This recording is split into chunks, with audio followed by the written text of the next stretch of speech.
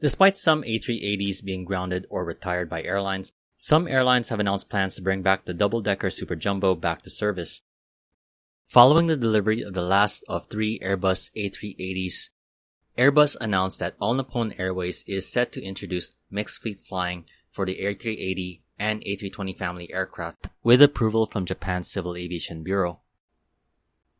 With the approval, ANA will be the first airline in the world to introduce mixed fleet flying between the two aircraft types. Pilots certified to operate either of the aircraft would be able to be trained to operate either of the aircraft concurrently. According to European aircraft manufacturer, this is unique to Airbus aircraft, though Airbus also mentioned as a result of the flight deck and aircraft control system similarities, it enables the pilots to be certified to operate more than one type of the Airbus fly-by-wire product line on a regular and concurrent basis. For airlines, mixed fleet flying also enables airlines to interchange differently sized aircraft at short notice without causing difficulties for the crew. For the A380 and the A320 family of aircraft, including the A321 and the Neo variants, pilots would have a bigger range of flights from the short-haul to long-haul services in varying pattern. In the case of ANA, which recently received the last of its 3 ordered A380s, barring the few special flights, for the most part, ANA's A380s have been grounded throughout the COVID-19 pandemic. Prior to the pandemic, ANA's A380s were primarily put on the flights between Tokyo and Honolulu, Hawaii. And with these aircraft not being used on the route, there hasn't been much opportunities for the pilots to utilize their skills. With the approval for mixed fleet flying, ANA's A3 pilots would be able to work and get some flying time with the A320 family aircraft operating mostly domestic flights in Japan. Operating different kinds of aircraft or variants of the aircraft is not uncommon in aviation. This is a topic that would be better described by pilots, though there are varying ratings and certifications that would allow for the operations of 2 or more aircraft types with varying amounts of certification and training processes.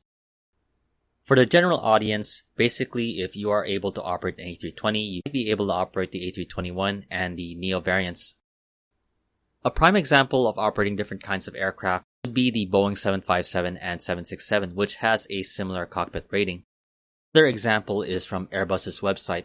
It's a properly rated pilot for the A330 to switch to a single-aisle A320. While the technologies on the aircraft may differ sometimes, in recent years there has been much more of an effort to reuse and ideas and concepts of cockpits in aircraft within their product lines. This helps the aircraft manufacturers like Airbus and Boeing to save on their production and development costs and time. Now it seems it has given airlines the opportunity to offer their pilots more options when it comes to flying, while also providing the flexibility and efficiency for the airline. However, there are some questions as the A380 and the A320 has a very huge size difference. Also in terms of the performance of the aircraft, which probably someone more familiar with Airbus aircraft could better explain, there possibly may be big differences in the performance between both aircraft, which really could lead to errors in the cockpit in the future. For the pilots, there will be some negotiations and discussions with the airlines in terms of the bidding processes and the scheduling of work shifting between the aircraft. While there is confidence with the Japan Civil Aviation Bureau that ANA could successfully operate mixed fleet flying between the 2 aircraft types, see some strict requirements in experience and training to help pilots transition between aircraft, especially understanding the differences of performance and operation of both aircraft. What are your thoughts on mixed fleet flying between the Airbus A380 and the A320 family of aircraft?